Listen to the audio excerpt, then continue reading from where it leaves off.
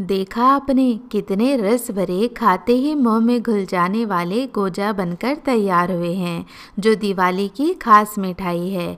और कुछ हद तक ये शक्करपारे से मिलते जुलते हैं, लेकिन इन्हें बनाने का तरीका उनसे थोड़ा डिफरेंट है, जिससे ये खाने में और भी ज़्यादा स्पेशल लगते हैं। तो चलिए लंबे समय तक स्टोर भी कर पाएँ ऐसी टेस्टी मिठाई बनाना शुरू करते हैं। हेलो फ्रेंड्स, मैं हूँ पिंकी। आपका मेरे चैनल में बहुत बहुत स्वागत है। लिए सबसे पहले लेंगे एक मिक्सिंग बोल और इसके अंदर डालेंगे मैदा। तो यहाँ पर मेजरिंग कप को देखें तो टोटल मैं 2 कप मैदा ले रही हूँ, और कटोरी से मापे तो इस कटोरी को मापकर टोटल मैंने 2 कटोरी मैदा ले लिया है। और ग्राम्स में देखें तो टोटल आप 200 ग्राम मैदा ले लें। अब इसके अंदर हम डालेंगे बेकिंग पाउडर। तो 1 छोटी चम्मच यहाँ पर मैंने बेकिंग पाउडर इसमें डाल दिया है। इससे जो गोजा होगा वो बहुत ही ज़्यादा फूलेगा, अच्छा फ्लेकी बनेगा।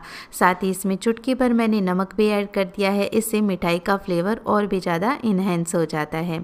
अब जिस कटोरी से मापकर मैंने लिया था मैदा, उसी कटोरी को मापकर टोटल इसमें आधा कटोरी घी ऐड करेंगे।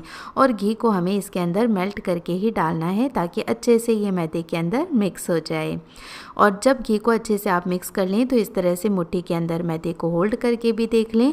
यदि ये होल्ड हो रहा है, मैदे में अच्छा मॉइस्चर आ गया है, यानी इसमें जो मोइन हमने डाला है वो परफेक्ट है।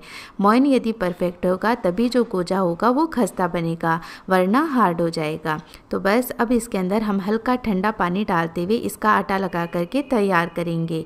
लेकिन यहाँ पर हमें ये भी ध्यान रखना है कि आटे को हमें जैसे रोटी के लिए आटा गूंथते हैं वैसे नहीं गूंथना है, बस इसे मिक्स करते रहना है थोड़ा थोड़ा पानी डालते हुए, क्योंकि आटा ज़्यादा सॉफ्ट नहीं होना चाहिए, थोड़ा टाइट ही लगा करके तैयार करना है। अब क्योंकि हमने इसके अंदर बेकिंग पाउडर ऐड किया है, तो जब हम आटा लगाएंगे तो इसमें काफ़ी सारे क्रैक्स आपको नज़र आएंगे, आटा बिल्कुल भी स्मूथ नहीं होगा। तो इसकी टेंशन आपको बिल्कुल नहीं करना है, ये बेकिंग पाउडर की वजह से ही होता है और ऐसा होना ज़रूरी है। इसी से जो गोजा होगा वो बहुत ही अच्छा खस्ता भी बनेगा, साथ ही इसमें काफ़ी अच्छी लेयर्स भी आएंगी और वो चाशनी को अच्छे से एब्सॉर्ब कर लेगा। तो बस अच्छे से आटे को मिक्स कर लिया है, बिल्कुल भी हाथों का प्रेशर नहीं लगाना है। एक बार आटे को अच्छे से मिक्स कर लेंगे तब हम क्या करेंगे, इस तरह आटे को अंदर की ओर टक करते हुए एक गोल बोल बना लेंगे और इसे कवर करके 15 से 20 मिनट के लिए रख देंगे, ताकि ये अच्छे से फूल करके सेट हो जाए। तब तक हम चाशनी बना करके तैयार कर लेंगे। तो एक कढ़ाई के अंदर सेम कटोरी को माप करके टोटल मैं 1.5 कटोरी चीनी ले रही हूँ, और ग्राम्स में देखेंगे तो ये टोटल 200 ग्राम ही मैंने चीनी का इस्तेमाल किया है, यानी जितना मैदा ले रहे हैं उतना ही आप चीनी का इस्तेमाल करें। फिर इसमें लगभग 1.5 से 2 कटोरी पानी ऐड कर दें, और चीनी को बस हमें यहाँ पर मेल्ट ही करना है।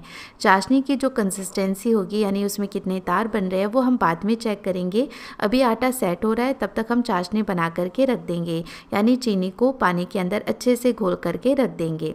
अब क्योंकि इसमें पानी हमने परफेक्ट डाला है, तो जैसे ही चीनी अच्छे से मेल्ट हो जाएगी, यानी आपकी चाशनी तैयार है। यदि चीनी और पानी का रेशो परफेक्ट लिया जाए तो आपको इसकी कंसिस्टेंसी चेक करने की भी ज़रूरत नहीं पड़ेगी। जैसे ही चीनी मेल्ट होगी, यानी चाशनी आपकी तैयार है।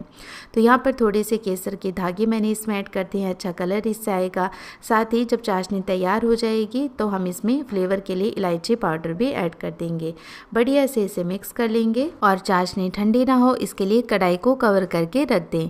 अब हम गोजा भी बना करके तैयार कर लेते हैं, क्योंकि आटा सेट हो चुका है। और अब यहाँ पर आटे को हमें अभी भी बिल्कुल नहीं गूंदना है। अभी आपको काफ़ी सारे जो क्रैक्स नज़र आ रहे हैं वो जब हम इसे बेलेंगे तो बेलते बेलते ही ख़त्म हो जाएंगे।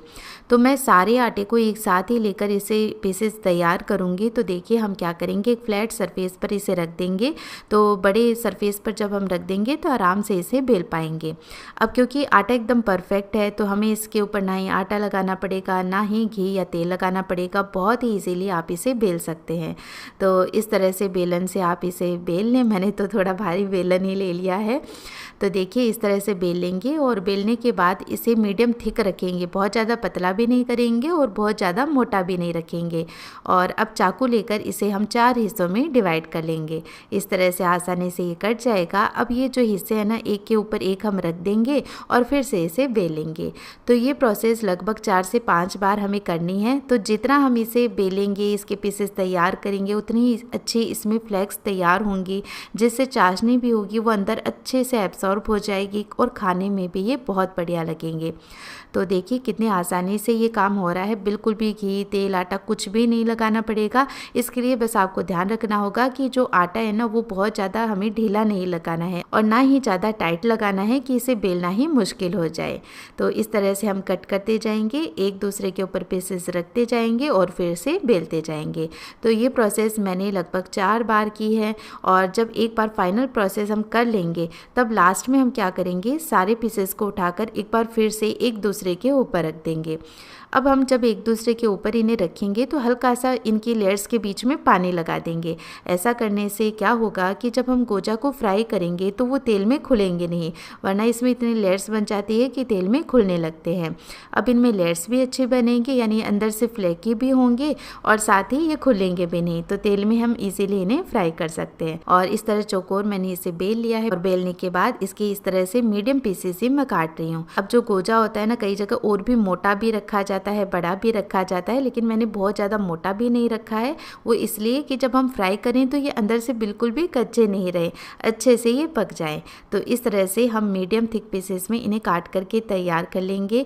और देखिए सारे पीसेस आप किसी भी प्लेट में रख सकते हैं, ये बिल्कुल भी आपस में चिपकते नहीं हैं। तो टेंशन फ्री होकर सारे पीसेस आप एक साथ ही कट करके एक प्लेट के अंदर रख लें और एक साथ इन्हें फ्राई कर लें, तो इससे काफ़ी ज़्यादा समय भी बच जाता है।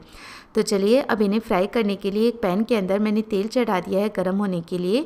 तेल हल्का गर्म हो गया है तो थोड़ा सा हम टुकड़ा आटे का डाल करके इसका टेम्परेचर चेक कर लेते हैं। तो देखिए हल्के बबल्स इसमें आ रहे हैं, यानी तेल का टेम्परेचर एकदम परफेक्ट है।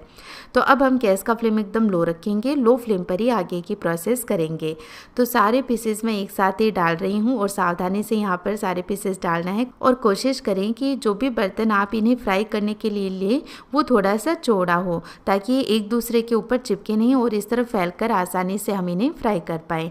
तो इससे क्या होगा कि ये बिल्कुल भी तेल में खुलते नहीं हैं और हमें भी इन्हें चलाने में कोई परेशानी नहीं आती है। अब जैसे ही तेल के अंदर ये सारे पीसेस आप ऐड करें, थोड़ी देर के लिए इन्हें बिल्कुल भी नहीं चलाएं। धीरे धीरे आप देखेंगे कि जो झाग है ना वो कम होना शुरू हो गए हैं, साथ ही ये अपनी शेप भी होल्ड करने लगे हैं।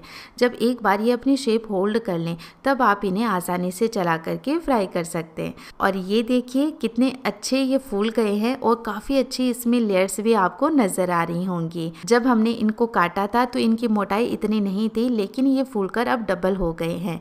तो इस तरह से अब हम लो फ्लेम रखते हुए ही इन्हें फ्राई कर लेंगे, ताकि अंदर से भी ये अच्छे से फ्राई हो जाए और बिल्कुल भी ऑयल को एब्जॉर्ब ना करें। क्योंकि जब तेल का टेम्परेचर एकदम परफेक्ट होगा इन्हें फ्राई करने के लिए, तो ये तेल को बिल्कुल भी एब्जॉर्ब नहीं करते हैं और अच्छे से फ्राई हो जाते हैं। और इन्हें हमें बढ़िया लाल होने तक फ्राई करना है, अच्छा क्रिस्पी कर लेना है। यानी जब ये अच्छे से फ्राई हो जाते हैं ना तो बिल्कुल भी इसमें झाग नहीं निकलते हैं। तो इस तरह से फ्राई करके लेंगे तो ये बिल्कुल भी ऑयली नहीं बनेंगे। और जब एक बार ये बढ़िया लाल हो जाएं तब एक स्ट्रेनर के अंदर इन्हें निकाल लेंगे और एक प्लेट में हम इन्हें ट्रांसफ़र कर लेंगे और हल्का सा इन्हें ठंडा होने देंगे। तब तक हम साइड में चाशनी भी चेक कर लेते हैं।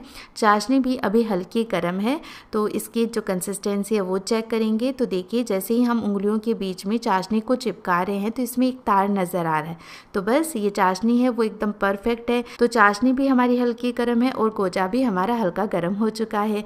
तो ये सारे पीसेस हम चाशनी में डाल देंगे और अच्छे से मिक्स कर लेंगे। मिक्स करने के बाद जब एक बार चाशनी के अंदर सारे पीसेस कोट हो जाएं तो हम इन्हें 15 से 20 मिनट के लिए, या आपके पास आधा घंटा है तो आप आधा घंटे के लिए भी इन्हें छोड़ सकते हैं। और बीच बीच में इसे चला भी सकते हैं, ताकि जो सारे पीसेस है ना वो चाशनी में इवनली कोट हो जाएं, क्योंकि चाशनी नीचे बैठ जाती है और कुछ पीसेस ऊपर रह जाते हैं। इस तरह से थोड़ी देर के बाद आप देखेंगे कि जो चाशनी है ना वो हल्की से जमने लगी है। तो इस तरह से जब चाशनी परफेक्ट होती है तो गोजा के ऊपर बिल्कुल भी चिपचिपी चाशनी नहीं लगी हुई रहती है, वो अंदर ही अच्छे से सेट हो जाती है। तो चलिए फ्रेंड्स, अब हमारा इंतज़ार ख़त्म हुआ और एक पीस हम तोड़ कर भी देख लेते हैं। और ये देखिए कितना ज़्यादा जूसी और फ्लेकी गोजा बनकर के तैयार हुआ है। तो फिर देर किस बात की, आप भी जल्दी से ये मिठाई बनाएं और इसे एंजॉय करें। दिवाली की स्पेशल खोजा मिठाई बनकर हो गई है तैयार। अगर आप भी खाना चाहते हैं और आपका खाने का बहुत ही ज़्यादा मन कर रहा है तो मेरे ही तरीके से खोजा मिठाई बनाकर दिखिएगा, आप लोगों को बहुत ही ज़्यादा स्वादिष्ट लगेगा।